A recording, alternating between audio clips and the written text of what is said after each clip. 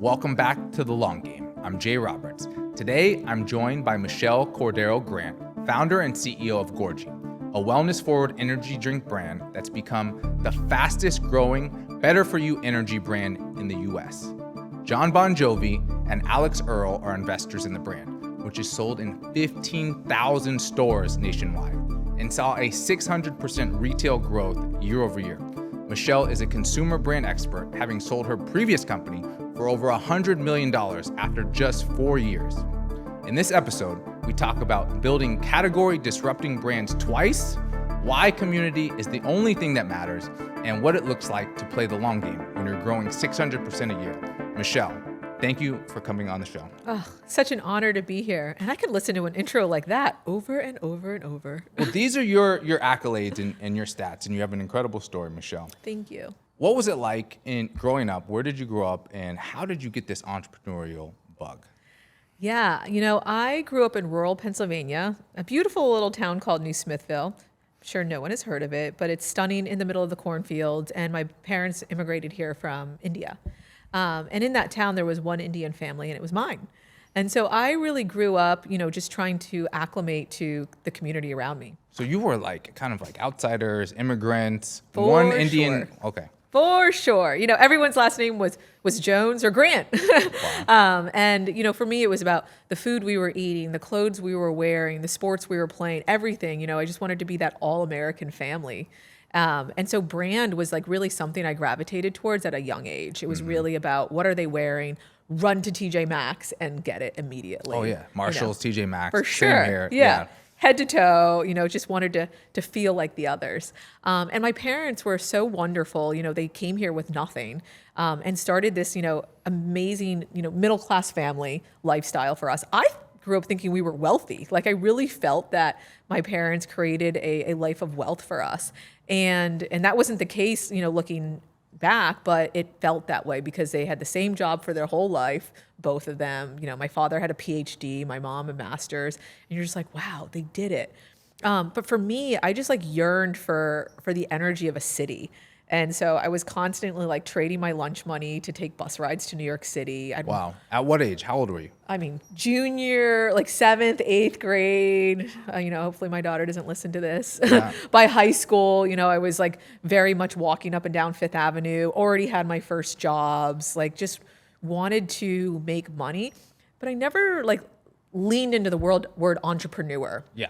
I just wanted to create success and impact and wealth. I also wanted to make my parents proud. Yeah. So I would say early years, it was the combo of fitting in, pride for my parents, and money of my own. There's a sense of, and I'm from an immigrant family as well, and immigrant families, hard work. Yes. Your dad was a PhD, mom had a master's. School's really important. For sure. You told me something earlier that about law school. Yeah. All immigrant parents want you to be a doctor or a lawyer.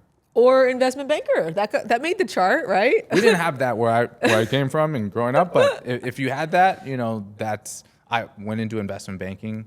Yes. Eventually, I had to find my way there. Right. And you were a little bit of an outsider, it sounds like. Yeah. And you were middle class, so your family really took care of you, of course. Right. But you wanted more. Yeah. Maybe you saw your neighbors, other people in the community that, maybe they had bigger houses, maybe they, nicer cars or whatever. Yeah. And there was something inside you that said, I want more, I can do more. Yeah. And from an early age, wow, I didn't know that you were going to New York City at such a young age. For sure. I was even, as I was approaching high school, I asked my parents, could I go to a high school in Allentown, Pennsylvania? And Allentown was the city for me. Okay. So I would take 2 buses to get to school in what felt like an urban community just because I wanted the energy of what could be more. So early on, you wanted more. You wanted to get out of your small town where you were. And then where did you go to college? And then after college, what was your first job? Yeah. I wasn't amazing at school. I, of course, got good grades because my parents are from India. So, Yeah. like, you just do that, right? But I actually went to the University of Pittsburgh because it was a one-page application without an essay. So it was, like, super efficient to me. And when I came around the bend and I saw the university and the Cathedral of Learning, I was like, this is it. Like, I very much believe in energy and moments. And the University of Pittsburgh, for me, was such an amazing playground. Like, I got to learn so much, be in a city. But I also found myself there asking for more, to the point where I was teaching a class by the time I finished business school. The professor was like, Michelle, do you want to teach? And I was like, yeah, I do. So very driven, college. And it sounds like New York had a pull for you. New York was my pull, an for attraction. sure. So you moved to New York right after college? Right after college, I figured out how to, I say, gamify college, got straight A's. One professor gave me a B+. I'll never forget him, Sean Thomas. She says she wasn't good at school. Okay, she got straight A's and she got one B. Human connection, Jay. It's all about human connection in college. Yep. But I drove a U-Haul straight to New York City. I couldn't even afford to live on the island. I asked my first job, Federated. I was like, can you please find me roommates? I have no friends. And they introduced me to two other girls that were in the training program. And we lived in, the armpit of Hoboken and would go to work together. And it was the greatest moment of my life. New York City, the energy when you get into Manhattan. And Yes. I was just there last week. People walking around, the competition, the speed, people talking fast. There's so much size and scale. It's competitive. Yeah. You must have thrived. What was your first job like? My first job was at Federated Merchandising Group, which owned Macy's, Bloomingdale's, all the incredible department stores that I dreamed of being a part of. And I remember when I got the interview at Federated, first of all, I went to a job fair at a college that I didn't even attend. And that's how I ended up meeting the recruiter. Yeah. And when she flew me to New York, I remember she put me in this hotel next to 11 Penn Plaza, and they like put me on like the top floor of the hotel. And I remember going out onto the balcony and I was like, I've made it. Like you just feel something shift underneath you. And my thank you letter to her was so cheesy. It was a PowerPoint presentation because I was like, I need this woman to remember me forever because if I don't live here, my life is over. But I just felt that way, New York gives you that energy. Yeah. And that's the draw, that's the attraction of why Yeah. so many people are there. 8.5 million people are living and working. It's cramped, it's tight, Yeah. It's kind of dirty, it's special in many ways. Yeah. You have and already early in your story, I can tell you have these entrepreneurial qualities, this drive, this curiosity, this way of thinking outside the box. Right. And it doesn't sound like you were going to work at a big corporation for a long time, work for someone else. When were you inspired to go out on your own? Yeah. I was fortunate that I worked for Federated and I would do whatever it took to impress my bosses. Like I would find data, I would find whatever would make them sparkle. So I would get invited into the room with them over and over and over again. You are an overachiever in a good way, in the best way. In the most like annoying, but exciting way. Yeah. And I went to May Company and then I went to VF Corporation. So I was with all of these like big Fortune, call it 100 companies. But I was always feeling like everything we worked on never made it to the customer. And I found that to be like so sad. We would spend so much time on these concepts, these designs, but then when you would walk the floors of Macy's or Bloomingdale's, you're like, that's not what we made. Yeah. And so when I went to Victoria's Secret, it was like the world just opened up for me. It was the first vertical brand I have ever worked on. And Les Wexner, like he really taught merchants, which is what I was, how to build brands. He told the whole story of being concise and disciplined and storytelling. And in the end, he had a 40% market share of a $13 billion industry. Yeah. After I saw that, I was like, hold on. Like there's this whole other world with social media and digital happening below 14th Street with Warby and Harry's and Casper and all these brands. They're disrupting billion-dollar spaces. direct-to-consumer brands. Yeah, it was the age of direct-to-consumer. And I was like, I think I can do this. So then you launched Lively. Did you launch Lively? Because there's always a chicken and an egg. Yeah. Do you just leave your company? Do you kind of work on it while you're at Victoria's Secret? Set the stage. What was that like? Did you go out and raise money? Did you bootstrap? What were the early days like for Lively? I wasn't an inherent risk taker. So when You weren't? I was not. Okay. Yeah. So leaving Victoria's Secret for me was really difficult. You know, my husband and I lived in a studio apartment. It was like 382 square feet Wow. for Yeah. 5 years.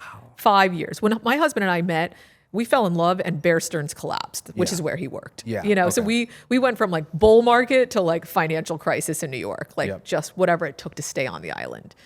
When I was leaving Victoria's Secret, I was just like, we lived in a studio for 5 years and we were happy. So like YOLO, let's just Yeah. see what happens. But for me, step one was like understand the startup space. And so I went and worked for a startup for 3 years called Thrillist Media Group with Ben. Okay. Ben Lear had bought Jack Threads, which was in the height of the flash sale days of Gilt. Yep. He bought a menswear company called Jack Threads. And he was like, Michelle, come and lead merchandising. It's like, amazing. Now I get to see the startup space. Yep. And I say like, I spent 3 years learning about startup. Once I understood like what was happening, where nobody really knew what was going on, they were just beta testing and playing flexible and agile to see what would stick. I'm like, I think I could do this. Still not a risk taker. I found someone that was trying to build a lingerie startup. And it was this incredible man with an incredible family, Yossi and the Nasser family. They're the largest manufacturers for intimates for Walmart. And they're like, we're trying to make the Harry's Warby of lingerie. And I was like, okay, cool. Light bulb goes off. Yeah, they're like, we've been trying to do it for years. And I was like, oh, I could totally do this. And after like a couple of meetings, they're like, Michelle, you're the founder. You start a company, we'll invest in you. And I was like, if you build the factories, done. Because if I had supply chain, I was like, I got this, no problem. So you learned the business in big retail. Yeah. Macy's, these big conglomerates. They move slow. They weren't producing, what you were working on. No. You moved to Victoria's Secret. Yeah. You learned brand building. Yeah. In a women's category. Then you go to a startup and you're learning, and this is actually the kind of experience that people need, and they often talk about this. Like in entrepreneurship, these varied experiences actually set you up to go out on your own because you have to learn so many different verticals. Being Yeah. an entrepreneur, you wear many hats. Yeah. Sales, financing, marketing, brand building, logistics, Yeah. HR, All of them. capital raising. Yes. You meet this family. They say they're going to invest. Did you know about, and 'cause a lot of our followers, business listeners, how did you structure your initial investment? Did you do a seed round? Did you even know? Who did you talk to figure these things out? Because people who are listening, and you've exited a $100 million company. You're now, you're on your way to $1 billion company. But people in the early days, how did you structure Yeah. the first company? I didn't know anything about how to structure a company, to be Yeah. honest. And most people. And like when we had a term sheet, I was like, what's a term sheet? I literally was like Googling startup for dummies. Yep. I created a business plan over the weekend. I had a 1-year-old at the time, and I said to my husband, I was like, I don't even know how to create a business plan, but I need to go show them one. So I need 48 hours to learn and create one, which I did. And then when it came to structuring the deal, I didn't even really understand how a cap table worked. So the second thing I did was I just asked every founder I knew. Yeah. And then I was like, I need the greatest lawyer also of all time. And so I found the greatest lawyer of all time, but I couldn't afford him. So I was like, who's your best associate? Yes. Yeah. He's still our lawyer today. This is like 10 years A later. tech law firm, tech startup firm? No, it's Blank Rome, the greatest, Okay, but they okay. knew M&A. Okay, So I was like, okay. I need to understand how this all works. And then, even then, I just took everything that came to me on paper and I was like, now tell this to me like to someone on the street. Like, just dumb this down for me so I understood it. And then I would just ask for what I wanted. So I was just like, wasn't shy. I was like, so if I get hit by a bus, what happens? Oh, Yeah. if you want to remove me as CEO, what happens? Oh, if I want to sell, but you don't want to sell, what happens? Yeah. Like, I just asked like layman's questions until I felt good. And it took us like 9 months. It wasn't fast. It took us a while. Yeah. And then once we signed, I was like, okay. It was my 35th birthday. I went into Chase Bank. $1.5 million was put into an account. I Yeah. walked out and I was like, holy shit. Yeah. That's the moment. That's the the moment moment. right there. That's it. For those of you listening, starting a company and getting your first funding, you sound like you went out, you sought experts, other founders, the best lawyers. You went through the term sheet. You need to know what these things mean. Yeah. Because there's a lot of startups, and we read in the news every day, valuations, rounds. Very few companies make it to an exit like Right. you did, $100 million exit. Very few companies and founders, people don't realize, actually make a lot of the money because the VCs over time, and I'm sure you learned this, Own. they have preferred rights, they have anti-dilution. Yep. So Chase, $1.5 million hits the account. What do you do next? Whew. So the next thing I do is I go to the office that they gave me in their headquarters. Okay.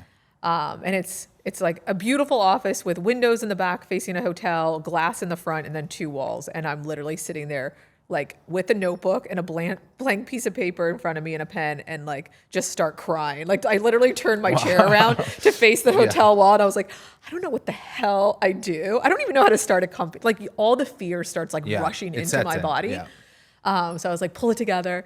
And I turn around, I just start making a list. I was like, what are all the things I'm afraid of and I don't know how to do?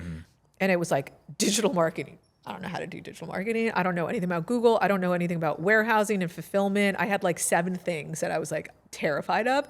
And then I just went onto social media and LinkedIn and found people that were really good at those things and literally was like, can I work out with you, walk you to work, buy you a juice, a coffee, anything. And I spent 2 weeks just meeting with people on that list and essentially creating like a faux advisory board for all my vulnerable areas. Yep. And these were advisors, not initial hires. Not even advice. There was like the founder of Greats. Like I went and sat on a bench in Brooklyn with Ryan that now has Jolie, the showerhead brand. It was like, Ryan, you did such a good job on your sneaker brand. Tell me more. Like informal people you could bounce ideas off, Exactly. get guidance from. Yeah. And the end of the conversation was like, if I call you, like, do you have my back? And he's like, yeah, man, of course. Amazing. And so from $1.5 million seed funding to exit, what did that look like? 4 years. Yeah. That's a sprint. Roller coaster. You know, I think the greatest thing that we did about Lively was in 2015, I raised in August. By January, I had done so many focus groups and really just like fostered a community that told me what Lively should be. I didn't decide. Right. So that by the time we launched, we had an email list of 133,000 people, like global sessions of over 300,000. We haven't sold 1 unit. And I was just like, wow, this startup life is awesome. It's like, this is how this works. And it was just like a rocket ship out the gate. But then it was like, woof. Like that fall, I remember I went to Asia actually, and in Beijing, and I couldn't access my Google data or anything, which I didn't know. I also relaunched our website and lost all of our organic sessions, like everything. Like you hit these moments where you're like, oh, you're sailing, and then all of a sudden you like go plummet to zero. Yeah. And then you figure out how you're sailing again. It was just this like roller coaster. But I think that there were all of these moments and these signs that were pushing us ahead. I'll give you an example. 2 months after we launched Lively, I find out I'm pregnant with my son. I thought I was just tired from startup life. I was like, oh my God. I'm pregnant. I have to raise money and run a startup. I could do this. By the following February, I've closed a seed round. I have one of the greatest investors join, GGV Capital, who's early on Alibaba and Pandora.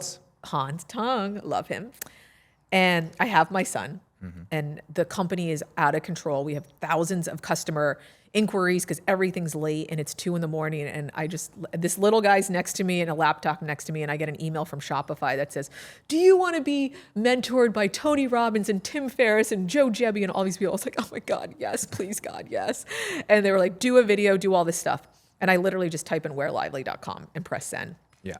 The following August, I get a phone call. Lively is chosen by Tony Robbins and all of these people as one of the fastest growing companies on Shopify. We're taking to Fiji. Like we're being mentored by the greatest. And I came back and I changed everything. And I say this because it's not luck. It's like drive. Like you create this inertia and energy and it pulls you to these moments where I came back and I listened to everything that I learned from, like Ben from Gymshark was there and all of these amazing founders, you know, that have built billion-dollar stories. But it's because we listened to what we were learning and we weren't shy to apply. You built the momentum. So closing the round, first day in the office, you're like, what am I doing? How do I figure this out? To now fastest growing company, one of the fastest growing companies on Shopify, Tony Robbins, other ultra successful founders. what did the team look like at this time? And what did your revenue look like Yeah. when you grew? Yeah. So our first year, the team was like literally, one full-time hire and a lot of interns and freelancers. Like, for example, What was that role? The full-time hire. oh my What was God, that her name for? was Allie. She was amazing. She was the director of marketing, but she was like the director of everything. Like that was customer and that touched customer, right? And then our first person that led customer service was this amazing girl, Kelly. And she came in from like a social casting that we did where we were like, hey, whoever wants to be a model for our website, like come on in, we're going to do a social casting. And I watched everyone at that event and I was like, this girl is like sparkling. Like she's shining. She was the one. Yeah, I was like, for do you want to work here? She was like, yes. So like we only hired people that showed like grit and belief in the brand and would like stop at all at nothing. And then I met people on LinkedIn and I just wasn't hiring full time. I was doing a lot of freelance and consulting so I could understand like the personalities that we needed in a startup and then move to full time. And so like even today at Gorgie, like our creative director, Sarah, she freelanced and was part-time for Lively for so many years before she became full-time. And it's just amazing to see like the journey that you can have with humans, where they are in their life and where the company is in its life, and then that inertia and that marriage that happens over time. And Michelle, you're building something, you have momentum, you have success. When did the exit for Lively, how did that come about? Yeah. 4 years, exit, were you planning an exit? Was it serendipitous? Yeah. Lively's roller coaster ride nothing was really planned. I was building a startup to survive. I didn't really think about the acquisition part, even though every board meeting it was like brought up, like, what are we going to do? I'm like, keep building. Yeah. And so, the first year we did a couple million and then just kept tripling and triple digit growth. And we got to the place where we had brick and mortar stores. They started as like, just pop-ups. And then they became, full on brick and mortar. I was so focused on all of that one day a banker walked into our office and said to Yossi, the partner, he was like, we have a client that wants to buy your company. And I was like, what? And the reason they learned about me was actually I spoke at Shop Talk. Okay. And the banker, I Yeah. remember now, like, came up and said hello to me after I got off stage at Shop Talk. And this is a year later. This company decided that they wanted to acquire a brand that was digitally native, that understood community first, and was different than what they were building in the same multi-billion-dollar space. My answer at first was like, no, we're not for sale. We're 3 years old. Yeah. 3 Just years. getting started. Just getting started. But I said, who is it? And they said, Wacol. And I was like, wow, it's an incredible brand in the space. It's Oprah's favorite bra. Let's meet and like not talk numbers. Let's just see what it's like. And we went to that meeting and it was exactly where I had met Yossi like 3 years prior. And I just like knew in my stomach, like something here was about to happen. We weren't $100 million company. We were just growing at the pace to become $100 million What company. year was this? This was 2019. Okay. Yeah. So January of 2019, I did not even know what an LOI was. When I got a letter of intent, I was like, LOI, Google. Yeah. And Still using Google. No AI back then. yeah. And I, again, was just like asking for the things that felt right for me as a human. They want to, initially it's like, we want this % of equity and then this much we'll give you in cash. And I was like, I kind of need it to be this instead, right? But I would say— You weren't actively selling, you were approached, so you could set better terms. Exactly. And then, the other obvious next step, I had joined YPO, was like, well, Michelle, you got to bid this out. Like, you got to like do a banking process. I didn't even have a banker. Run a bake-off. And I was like, no, these people are just wonderful people. Yeah. And I think that the number that, we're discussing is more than fair. And if it works out, I care about where the brand goes and what happens to the team. So I didn't do a bake-off or do anything. I just went through the process, went to Japan, sat with the board for 6 hours with a translator, walked out, and the banker's like, you crushed that. You only had a 20% chance. I was like, what? Like in Kyoto by myself. Wow. And it just moved that fast. By 4th of July weekend, I was in the Hamptons going through a 99-page stock purchase agreement, trying to understand all of it. So I knew what I was signing. And then by July 31st, we sold the company almost 4 years to the day that I quit my job on my 35th birthday. Congratulations, huge. And we're going to talk about Gorgie, even bigger, your next company. From day one, and because I think people are so fascinated by startups, Yeah. and especially this exit and this story. So you get your first wire, and now you're in Kyoto talking to the board of a company to buy you for 9 figures. How did that feel? You know, I feel like when you're in it, you're just like, can I do this? Is this happening? And how do I get it done? Right? Because we're such a small team. I don't have a banker. Like, I'm just doing this. Yeah. Looking back years later, I'm just like, I can't believe we did that. Yeah. And, you know, the moment that I remember the most is a little cheesy, but I remember walking up 6th Avenue and running into my husband, who was coming to meet me to take us to our family congratulations dinner. And we're across the street from Radio City Music Hall. And the emotions just like took over. Like we just hugged and sobbed. And I think about like the girl that took the bus from New York, you know, to now having all this money in a bank account and able to support her children and my husband, and our whole family has like a whole nother lease on life. And we finally achieved that one thing, which is the greatest asset, which is time. Time. Yeah. Time and freedom. Do what you want. You don't have to answer to anyone else. Exactly. Yeah. So you have this successful exit. You move from New York to Boca. Yeah. We're here in Florida. Yes. Like a lot of New Yorkers, I moved from New York to Florida to Miami. Were you thinking about starting a company? Where did you get the idea for Gorgie? Because it's such a genius idea. Yeah. Not a natural transition, bras to beverage, now is it? The summer of 2022 or 2021, actually, I was, deciding like, what did I want to do with my life and my career? It was the summer of 22, now that I think about it. And I was at an event called Female Founder Camp where it's like 100 founders. And at one moment we're like around a bonfire on the beach. It's like Series A founders, and they're talking about their new startups. I had invested in 2 of them, and I'm like looking at the founders and I see the like twinkle in their eye. I'm like, God, I miss that so much. And in that moment, I realized like what my personal high in life was building brands. And I went back and I said to my chairman, I was like, I think there's someone better suited to be CEO of Lively. It's like it's in another chapter. And I think I need to go back to building. And he's like, what? And I was like, I don't even know. I was like, something in the wellness space. I don't know what it is yet, but I can feel it.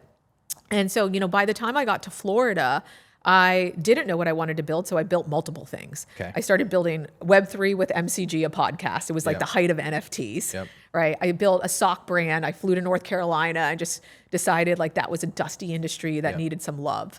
Created all for Francis. Then I started creating Gorgeous Humans, which was going to be an NAD cellular renewal resveratrol brand. And I was going to bring cellular renewal to the CPG space with like fashion and lifestyle and color. But when I would survey people on Gorgeous Humans, it was so much explaining. They just did not understand NAD at the time. At that time, it's new. It's So it's a early. massive space, and there's a lot of white space. Massive, so amazing, but so early. So then I was like, okay, I'm just going to put supplements in the drink in powder, and they're like, we want to drink it. And I was like, how about a candy? I made vanity candy, and they're like, we want a ready to drink. And I was like, this is so much work to do a ready to drink. How am I going to figure this out? So I started spending time looking at drinks in everyone's hands. And in Florida, I just see energy drinks everywhere. It didn't feel that way in New York. Like in New York, everyone had lattes and coffee and matcha.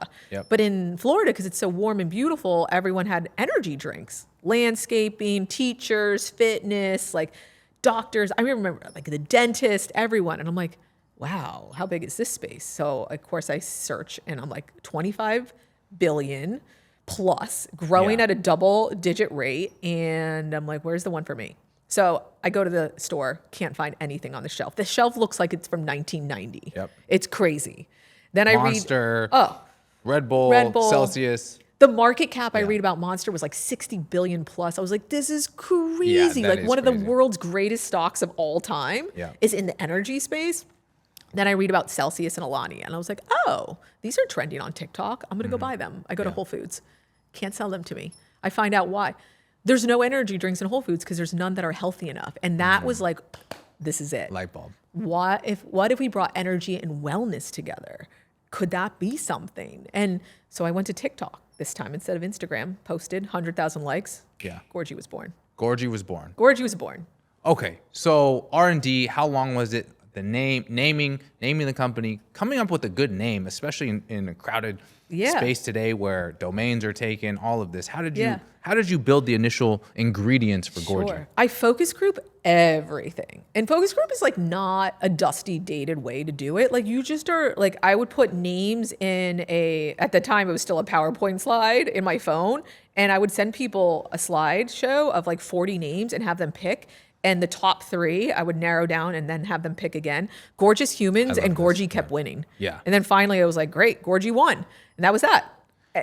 So you talk to your community and I see and hear Jeff Bezos-esque where, when you were Lively, where he says, put the customer's chair in here like they're here at the table as we're building our product. That's what you did at Lively. For sure. You did so many focus groups. You had so many people on the mailing list that were interested. For sure. And then when you started Gorgie, you were looking around. What do people need? Where's a gap in the market? Correct. Where's the drink for Michelle? Yeah. And okay, so focus groups. I'm learning something here in real estate development. We don't do that. You're the first person on the podcast that's talked about focus groups. Yes. Okay. Now building the ingredients, coming up with the flavors, what was that like? Similar. So I was very, entrepreneurial, I'd say. My family was embarrassed by it, but I would bring a cooler around in the summer of 2022 that had the legacy brands. Yeah. Alani, Monster, Red Bull, and then the latest Gorgie sample in a glass bottle and like little sippy cups. Whether we were at a Hamptons Beach or a restaurant or anyone that came into the house, I was like, taste test. And I would have everyone taste test all summer long and until we won. And I would literally be at fancy events and at the end of the luncheon, I would corral a couple girls in the corner. I was like, okay, taste test. And they're like, Michelle, you can't keep doing this. I was like, yes, I can until we win. Yeah. And it took us almost 40 to 50 rounds of just nurturing the different levels of flavor and taste. And I wouldn't compromise on sweeteners like erythritol or sucralose. You just had to get the balance right. And once we got to a place that we were winning in real life, I took it online. And then I would ask them, what is the level of caffeine that you want? What are the benefits that you want? On TikTok, on Instagram? Both. Okay. And Google surveys. Okay. And then finally, by the end of that summer, I had a pretty good hold of, actually it was September, October of what we wanted to be. And I went to Expo East with it, our first beverage trade show. I still didn't even have a can. I had nothing. I had a PowerPoint and liquid in a jar. Okay. So I was like, if I go to this trade show, I need to show up with something splashy and cool that shows community and us. So I asked my mother-in-law's next door neighbor, Gab, who just finished college. I was like, hey, can you and your friends come to happy hour in Philly and Rittenhouse Square, bar tabs on me. Mm-hmm. And I'm launching a new company. I'd love to know what you guys think. So I just put Gorgie postcards, Gorgie Girls of Philly. I have the drink, but they're just there to have free drinks, obviously. Yeah. But they start drinking the drink and they're like, this is very good. And then they start naming the flavor. So I'm taking pictures of all of this. Yep. And then I just take it to the trade show the next day. I'm going viral. And everyone was like, who are these girls? What is this drink? The deck looked sick. We made a reel and all of this stuff. And the guys were like, wait, what's going on here? This is super interesting, to the point that I literally get a text from Whole Foods the next morning, the Northeast buyer. He's like, Michelle, meet me for breakfast. He's like, I'm going to launch this. He's like, can you have it done by January 11th? We're launching One Wall Street in New York City. The store is opening. Yep. You can have Gorgie launch that day. How many followers did you have on TikTok and Instagram? 5,000 maybe. Wow. Nothing. Okay. Nothing. So, because this is pretty fast. This so is very fast. Yeah, very fast. And this is there's a myth that there's these young people with no experience. They can just go out and have success. Right. But you have, at this point, decades of experience, right, of corporate experience, of specific experience in retail, of startup experience, of building and exiting over $100 million for your startup. So now you have a playbook. Right. You know what to do, you know how to market, you know who to talk to, you know how to position, you know how to do focus groups, you know how to do research. Totally. And so from that moment to Whole Foods. Right. That's incredible. Oh, and what happens in between that is even better, because I don't have I didn't know about distributors or who the distributors were. I didn't know how we were doing our can or ingredients. I didn't know anything, right? But luckily, I had an amazing mentor and partner, Jason Cohen, who had built brands in the CPG space to help me understand like what to do when. And I just like went almost like shamelessly about it. I was like, okay, let's go. Let's keep building this. But the thing that I stopped and paused and realized is in beverage, you really need to understand the 80-20 rule. 80% of what we do is just what the billion-dollar industry does in beverage. And same thing I learned in lingerie. 80% of what we did was Victoria's Secret. The 20% was the marketing, the community, and like the better for you. So the 20%, I surrounded myself with freelancers and hires from like fashion, tech, and beauty. The 80%, I went and met the best people in operations and in supply chain and beverage, so forth, so that the drink could stand up. By the time Art Basel comes around to December, I was like invited to do a live podcast. I was like, okay, cool. Can I beta test a brand that I'm working on? And they were like, sure. So you know how it gets on Miami Beach. So Miami Beach, I take over one bar with retractables with Gorgie and this whole thing. And I just said it, and me and the team leave and come back, and everyone's carrying this can. And they're like, oh, yeah, it's like the new energy drink. Oh, it has this, it has that, it has BCAAs, it has all of these ingredients. And I'm like, oh, my God, these people are like telling me about this drink. This is like about to pop off. So then I'm like asking them what they want. They want 150 milligrams. It has 200 milligrams at the time. They want L-theanine. It has BCAAs at the time. We change it all like a month before we're launching. Wow. Because we had so much conviction in what they were saying that we're like, we owe it to ourselves to do it. The market was telling you. The market was giving you feedback. The customers were giving you feedback. That's right. It's like, I think that brand builders always need to remember, you're not building it for yourself. So ask America, ask the community, and with technology, you can. So it's better to be more right than kind of like internally wrong. So you were building in public. Oh, for sure. And you've built community from a small town to now where you're at today. It sounds all great. There had to be challenges and hard times along the way. Always. What were some of the headaches? Some of the issues that came up? I am a forever glass half full girl, like overflowing. So it's like hard for me to live in the negative. Like I just don't. Like my mind just doesn't do that. And I don't know if I've trained it that way, but like if I have a health issue, I was like, well, at least it's not this. It's only this, right? So even when like Lively, for example, we launched the brand, we picked this beautiful silky strap that we think is so amazing. It's so silky, it doesn't even hold up. The adjusters just keep falling and everyone's straps are falling off. Tens of thousands of units. And I'm like lying on the floor crying. I'm like, we're dead. It's over. And then I get up and I dust myself off. Well, like, I'll just email them and see if they care. And we're like, we know the strap is slipping. We're going to replace your bra on us. And they're like, oh my God, that's so nice. I'm like, it's going to take like 2 months. They're like, we don't even care. So you just have to be human. Like when shit hits the fan, cry, do whatever you got to do. I used to cry in Bryant Park. That was my spot. And then I'd walk around the block, pull it together, and then walk back in the office and be like, let's do this. Your office was on Bryant Park. I used to work on Bryant Park. Yeah, for sure. Bryant Park. Those benches are great. There's too many people. No one's going to find you. That's right. But I mean, whether it's like a legal issue or a customer issue or an employee issue, I was afraid to fire people. Every time I had to let someone go, I would be crying in the bathroom afterwards. I'm like, I ruined their life. I literally drove someone home after letting them go once. Wow.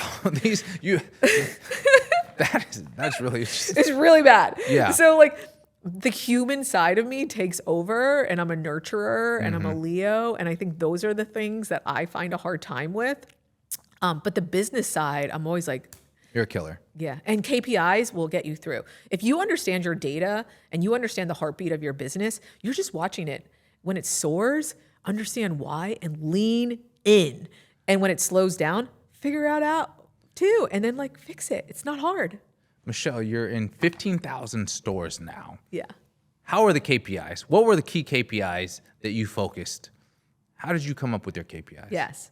Founders always build for acquisition. You got to build for retention. At Lively, when we were soaring and we had all those sessions and emails and orders, amazing. Will they come back? So I actually wouldn't spend on what's called Meta now on Facebook back then until we understood if they were repeating and off what image and why. Once we saw our repeat rates were over 20%, I was like, all right, we can spend on Facebook. Now figure out which image they're gravitating towards, double down, double down, double down. Gorgie was the same thing. Like we got into these amazing retailers. We got into Whole Foods, All Doors with Sprouts, even the first energy smoothie in Air One. Will they come back? And so beverage is brick by brick, and it's a beautiful story. When we started with Sprouts, we had a sellout story, and then it calms down and you're on the shelf and you see it every week grow, grow, grow. For me, the KPI was, can we take over the natural channel? Yeah, we grew it by 94%. Can we actually double velocities and triple? Yes. Let's go. Is this word of mouth marketing? Is it, of course, the product has to be great. Yes. How have you thought about marketing? You have some pretty famous investors on your cap table now. Talk about them. Yeah. So the first rule of marketing is think about how brands were built before social media. I'm a big grassroots first. So Lively had 165,000 unpaid ambassadors organically across America. It's the groundswell of America. I would look for people that were creating content that wanted to be treated like influencers and celebrities. So we did. And that's why that community grew and blossomed. Same thing's happening with Gorgie. Before I get to Alex and John, I always start with our Gorgie community first. Like we even have an app called Club Gorgie with like 10,000 people on it. And they're posting about not just their drink, but their life, their job interviews, their dates, their this or that. It's amazing. And they're in the middle of America. And we treat them like celebrities. Like we actually just had them to Miami with an event with Alex. They had photos, they had, blackjack at Mary Lou's and all sorts of things. So we start with them first. Now, Alex and John, where do they come in? I was never bullish on celebrities or influencers, but in beverage, we were getting inbound by so many.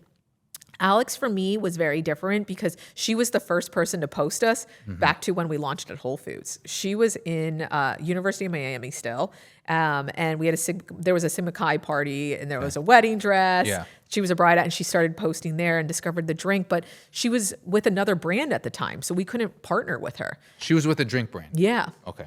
Yeah. So years later, she's on Dancing with the Stars, drinking the drink every day, and we come back together, and now is the time. Yep. Right. And she wanted to come on as an investor and a partner for us. I'm like, that's what we're looking for. She seems like the perfect demographic. She's amazing. She's exactly the person you see. She's so authentic, down to earth, like editorial, but while being approachable. She's just wonderful. And the people she surrounds herself with, which is important to me, really just like clicked. John was the same thing where, I met his son, Jesse. Him and I were on a panel together. John was drinking the drink. He's preparing for his tour. And again, like we just had a lunch, we met, we had a conversation, and he's like, yeah, I want to be behind this. This drink is amazing. Natural fit, incredible. 2 totally different demos, 2 very incredible, iconic people. And I'm just, floored. You built a great product. They loved it. So it was natural for Alex Earl, John Bon Jovi to invest, to become involved in the brand. Yeah. How many units are you selling per year now? Oh, millions. I mean, the numbers are astonishing. When you think about a drink that ships to every state in America every single week, you're just like, wow, we did it. And for me, it's like the sweet stories where my children are like, Mom, Mrs. Bergman loves Gorgie. And you're just like, oh my God, I've arrived. Or the other day I get on the plane and I'm looking at screenshots of a can design and the girl next to me, she goes, oh, do you work for Gorgie? I was like, I do. She's like, I'm obsessed. And I'm like, I just can't even believe this is happening. So, I think brand building is something where it's sticky and it spreads and it gives you permission. And I just think about the girl that was in New Smithville that just wanted to be connected to a brand. And now to create a brand that would talk to that girl in New Smithville is full circle. What is your vision for the future? You have a new app. You have other products that you're launching. You've created this amazing community. Yeah. Where are you headed? Yeah. I mean, global brand building is just like something that I love. It's my high. It's world crazy. domination. World domination, but spreading joy and kindness and love and all of these things that come when people inherently feel their best. And that's what I think Gorgie does. Like every day when I hear that, like psh, when you open the can and I take a couple sips, like I feel a shift in my body and in my mood and my capability. And it's like my dream that the world feels the same thing. The app, like if you go to Club Gorgie, you see all of these people celebrating the brand, yes, but they're discovering our merch, they're discovering our events, but more importantly, they're discovering each other. And they're building this human connection, which I think now is more valuable than anything. You think about the emergence of AI, and AI is doing so much in terms of technology, streamlining monotonous tasks, admin, and so forth. But I think that the one thing people are forgetting is that gift of time. And that time should be based on human connection and human interaction. This community is doing that, and it's propelling this drink to new heights. So, Monster's, like I said, 60 to 70 billion in market cap will be the same. You're just getting started. That's right. You're building community. You're focused on the people. What advice do you have for female entrepreneurs, any entrepreneurs really out there? My wife was so happy that I was talking to you, interviewing you today. Being a female founder is not easy. Right. And you've had this incredible success. What advice do you have for those out there, especially in this AI-driven world? Yeah. How does someone get started? If someone is building their company or they have this dream, where should they start first? And then along the journey, how should they think about building a consumer-facing brand? Step one is like listen to your curiosities. That's what took me from bras to beverage. It was just like curiosity with focus groups, right? You have a curiosity, put a survey out there, ask people. A Google survey takes 5 minutes to create.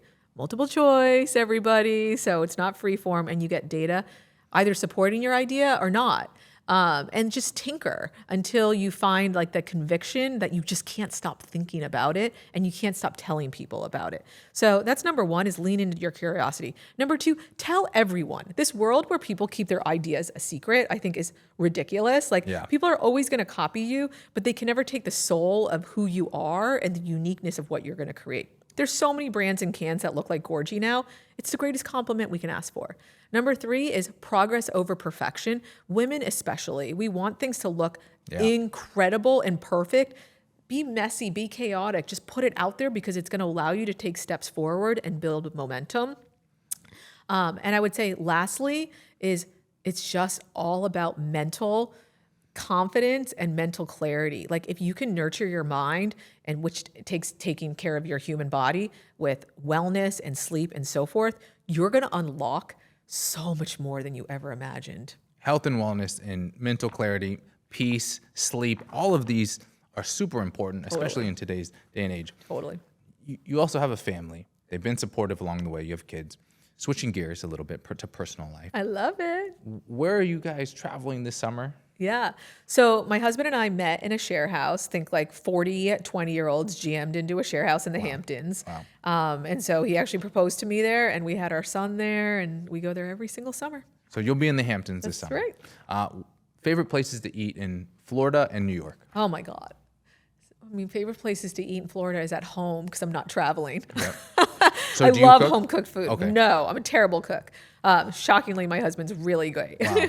Yes. And in New York, oh my gosh, everywhere. I can't even choose, but whatever the latest is, to be honest, because I'm only there for the vibe. The vibe, exactly. New York's about vibes. Yes. What book are you reading right now? Oh, secret. I don't read books. I listen to podcasts. Awesome. Amazing. And Michelle, where can people find you? How can they connect with you? Sure. So Gorgie, you're going to find at getgorgie.com, Get Gorgie on social, and I'm _Michelle Grant. Amazing. Awesome. Michelle, thank you for being on The Long Game. Thanks for having me here.